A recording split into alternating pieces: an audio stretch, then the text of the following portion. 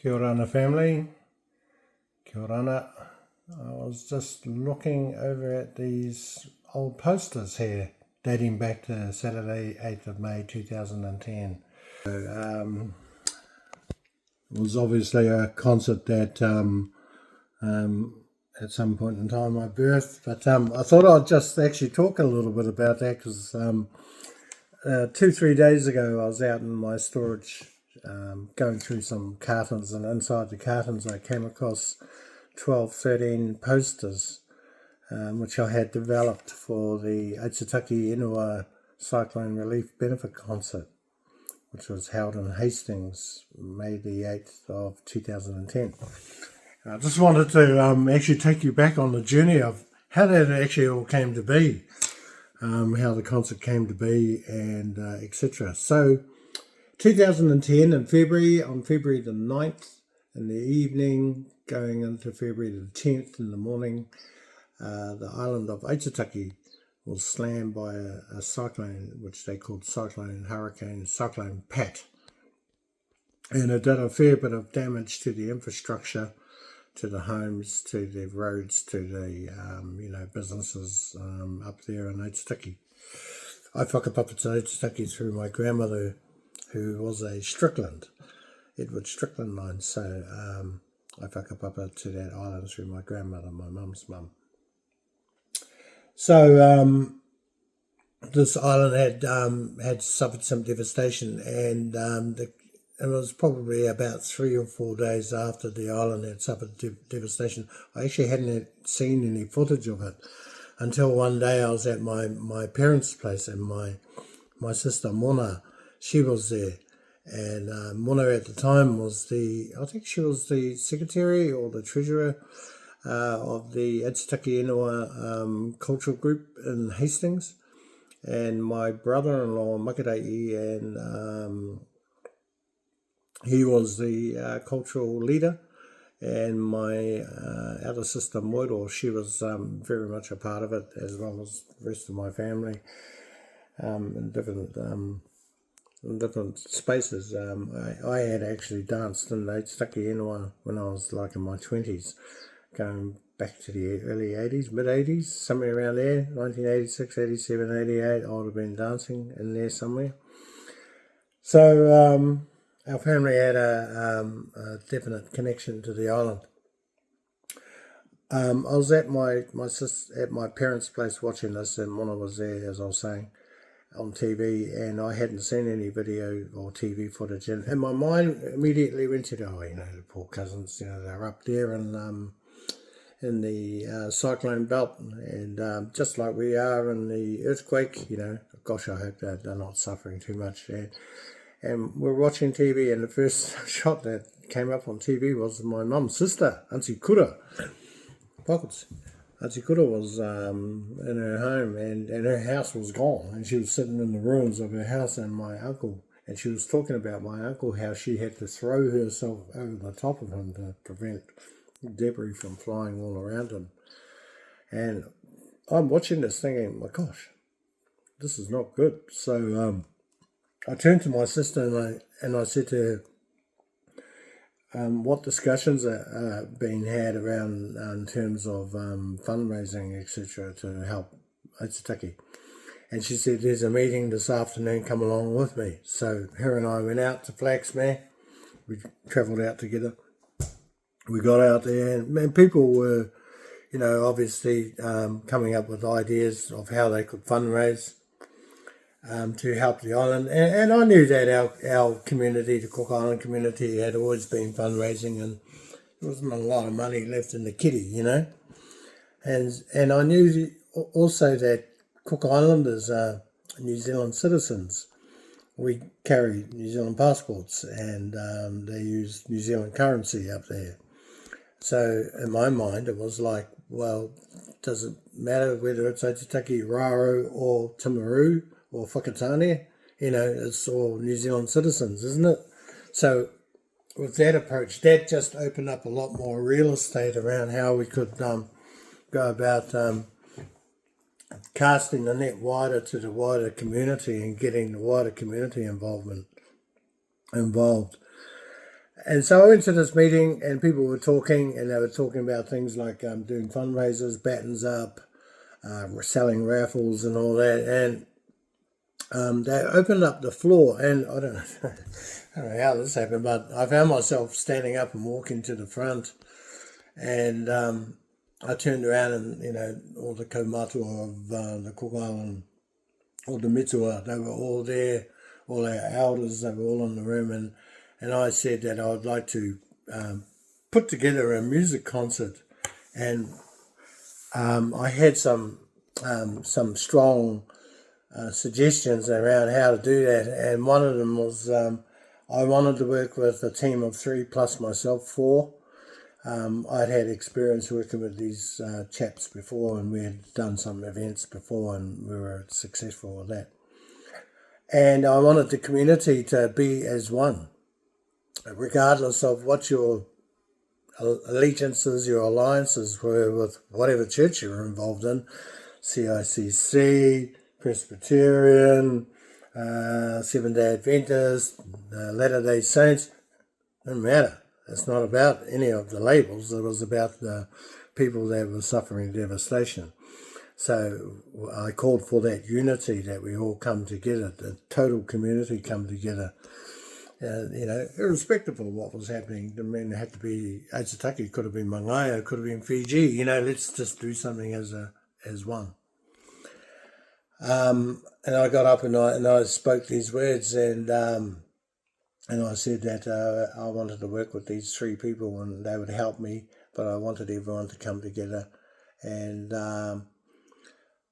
as I went to sit down, then my sister and I were travelling home afterwards. I was thinking, bugger me, well, what have I just got myself into? I don't even have a band. I have nothing, So I went home and I gave it some thought. If I'm going to go to the wider community, I'm going to engage someone like Ngaro Hape.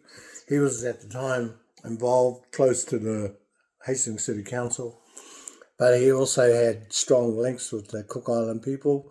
And I met him initially through my brother-in-laws, Paremo and Makarei, who are both Aitutakian men.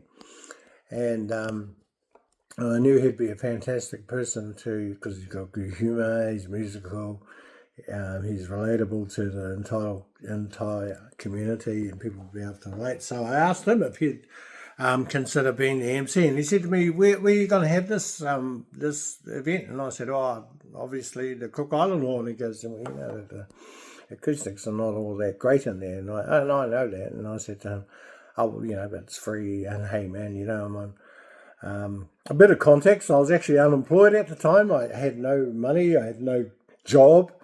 I'd just come back from Takaka. I'd been running an event down there. I'd been looking after the main stage at the Illuminate Festival in Takaka. So I was in between jobs. So I was broke as you can think.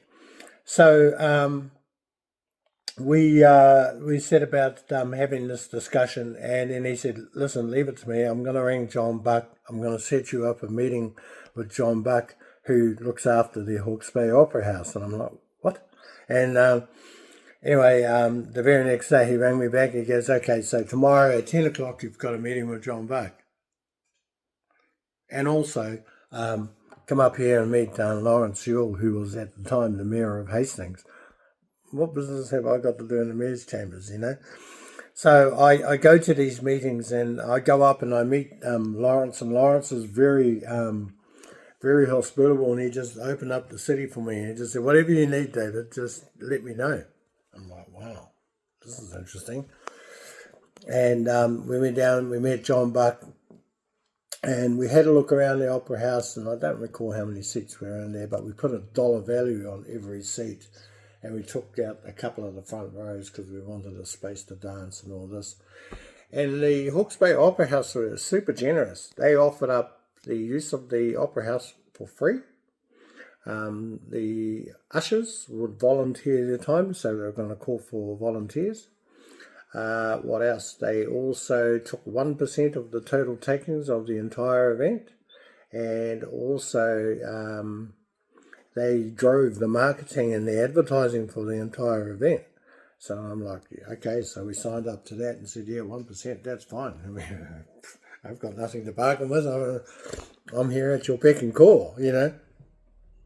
So with that said, we went about looking at the calendar, and in the calendar they said, well, what about, this happened in February, so they said, well, what about March? And I said, no, too soon. They said, well, April? Not so sure. May, and I knew that May was May Music Month and I wouldn't have any trouble getting people on the stage. And I said, well, who have you got in May penned in already? And they had Dragon penned in on the very first week. On the 8th of May, they had Nobody. And then the week after that, they had, I think they were called the Little Bushmen. And at the time, they were climbing the charts and they were quite prominent in New Zealand music. I don't recall who it was in the last, might have been Dave Dobbin or someone like that, on the last date of May. So I asked them to pen in the 8th, and I had a conversation with my dear friend Ngaro Hape, who was one of the three helping me. And I said to Ngaro, we need a band. So with that, I made contact with Ryan Munga from Ardijah. I'd had a bit of contact with Ryan prior to, from the 80s, but also when I was studying Te Reo, Cookie Art and Te Reo, he also was studying Te Reo as well. And him and I came together and I did my little excerpt on Tangata Rongonui on him. So it wasn't as if we didn't know each other. So I rang him and I asked him, would you guys be available to come down? And he said to me, let me talk to Betty Ann. He spoke to her and within an hour he came back and he said, yep, we'll come down, we'll do it for Koha. You sort out the flights and you sort out our accommodation and everything else that we need. Betty Ann will send through the tech rider, which will state what they need on stage. And I said, yep, no worries. I'm down with that. I was excited, you know. Ardijah at the time hadn't been to Hastings Hawke's Bay a lot. In the 80s they did. They came down for the Takitumu Festival, which was probably 2 to 3 years before all of this. And I knew they hadn't been down there for a while. And I knew because of that, they'd be largely welcomed. Because, you know, Aotearoa's an old school country, like our old school music. So, with that said, I then went to the Music Machine over in Napier and had a conversation with Richie, who looks after that's his own business, the music shop over there. And my brother-in-law had spent like mega dollars on PA systems and all that from Richie, and there was a strong relationship there. And I also had my own relationship.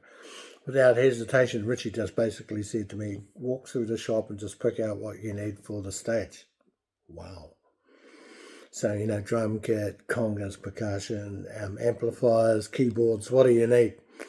And he said, on the condition that I get to play at the show. He had a band called Power, and Power had opened up for bands in the UK like Simply Red and all this sort of thing in his history. But that's Richie, he's super generous, and he asked Danny Tafiti and I to join him in a collaboration of, I think there were 5 bands represented in his little gig, and we had 3 2-hour practices to learn 6 songs, original songs of his before we played. So, you know, so with that I agreed with that. So all the instruments and everything, the PA system, that was all in-house. And then it came time to look for accommodation. Now, with the accommodation, I had thought about motels, and I thought, oh, no, not really. Then, you know, I know bands don't particularly, you know, they like to go somewhere quiet where they can just come down after, you know, exerting all that performance on the stage.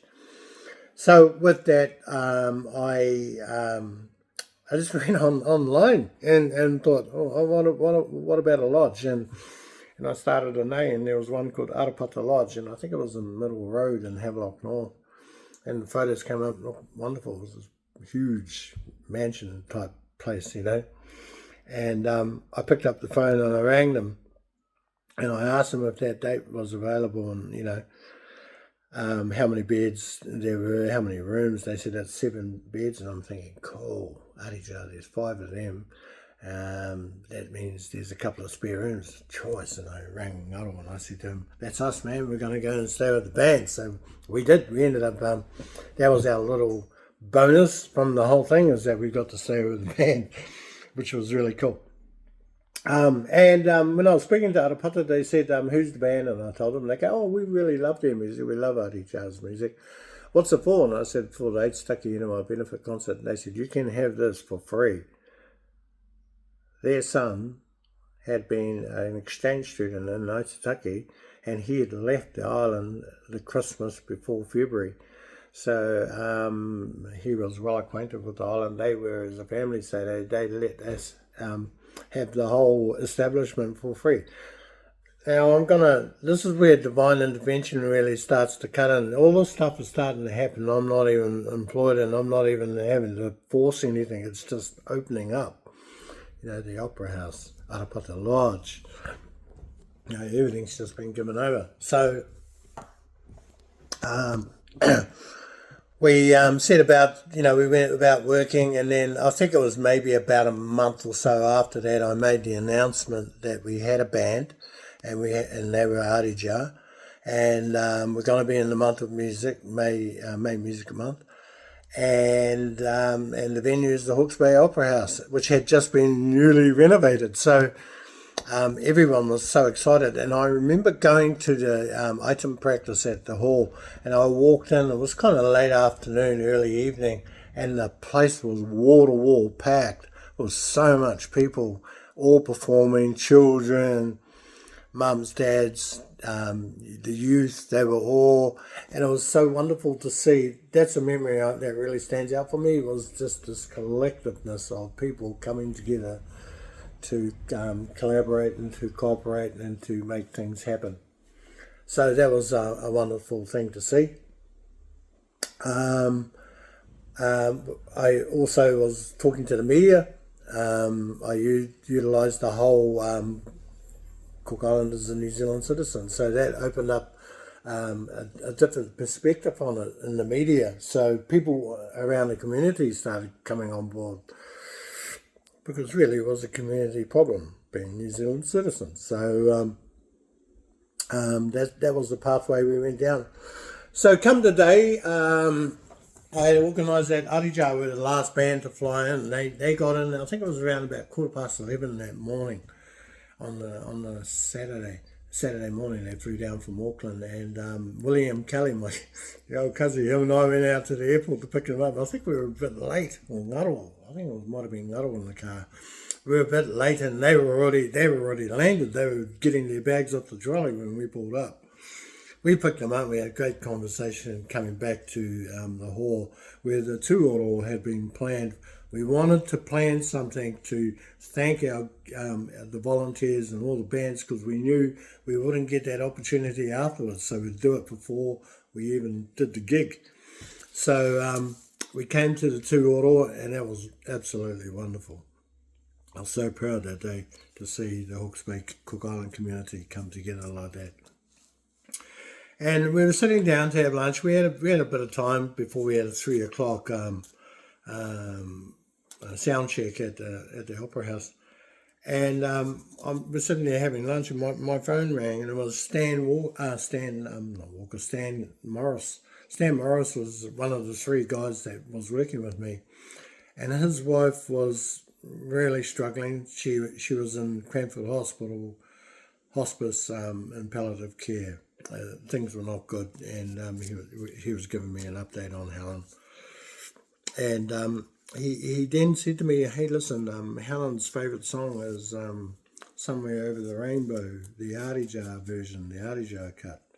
And I know you're going up to the Opera House to sound check. Would you mind if Ardijah stopped in and perhaps sang the song with his wife? And so I leant over to Betty Ann and I told Betty. And Betty Ann said to me, not a problem. So with that said, we left the hall. We travelled to Cranford Hospice, and I'll never forget, we walked in and there were families in there, and they were astonished to see Ardijah walk into the establishment, and Helen was off in a separate room, and we went down to the room, And the band, they brought out instruments, and Betty Ann pulled out her ukulele, and she began to sing Somewhere Over the Rainbow over Helen, who was lying in bed. That was such a moving time, a very special time actually, not a dry eye in the room.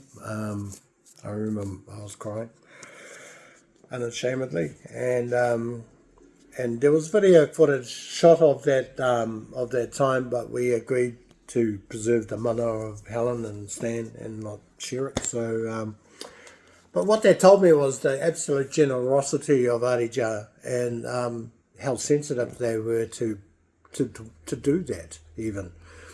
So, with that being said, we then left and went to the sound check, and the sound check was just mind blowing. I remember sitting up in the gods listening to it up there, thinking, "Oh my gosh, if I'm hearing that from up here, what's it like down there?" And then came to the gig. The gig itself was just as it was, what you saw there. We had the first and the second. If you were a solo artist or duo, we had that kind of thing. We had the big Aitutaki group come out first. They took up all the entire stage. It was so huge. It was so awesome. It was just so vibrant, vibe. It was just off the hook, you know. And then we had the solo performers and the duets and all that. And then we had this period of time where people could go outside. And I had the road shut down with the council between Eastbourne Street and Hitatonga Street. And during the half-time break, while everyone was outside having the pizza or whatever food was out there and a coffee and all that, we were inside moving the riders around and pulling out the drum kit and everything, because they were all up on the platforms that we just wheeled out and dropped curtains and all that. So we got that all organised. So on the second half, the band started to play. And one of the things that came out of this was, because it was May Music Month, I was getting phone calls from all over the country. People were asking me because they knew that I was running this concert for with Ardijah headlining. So people were wanting to get up on stage to be involved in that. So I was having bands. I had A-list players calling me, even from Hawke's Bay. And I had to say, listen, sorry, man. I wanted to offer up a different kind of experience, and I wanted to platform some of our young people. And so I went to the garages of Flaxman and just knocked on the doors and said, man, how would you like to open up for Ardijah? And I remember Tukuwa, and we were like, what? And I just said, yeah, man, come and open up for Ardijah. This is a once-in-a-lifetime opportunity, man. The Divines, Shale, Puri, Irana, and Mo Wanakif, they were a newly formed group. They were the four ladies that got up and sung just before Ardijah came up. They got the standing ovation. I'd worked with them at a concert probably about 7 or 8 months before that. That was the first time I seen them.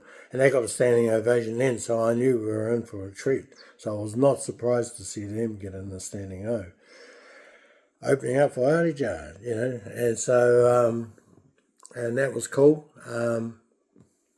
A little bit of another story around that was that I was approached by Capital Events to put together something and help them find a venue. So I travelled with them. We looked at some venues in Hawke's Bay for Stan Walker. We were going to do the Stan Walker, and the girls, the Divines, were going to be involved in that and come out and support Stan Walker.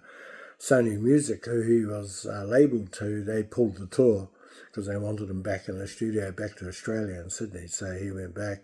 He never actually did the tour. So, but they had been rehearsing, so they were primed, ready to go once the Ardijah gig came up, which was literally a month or so, or several months later. So there was that part.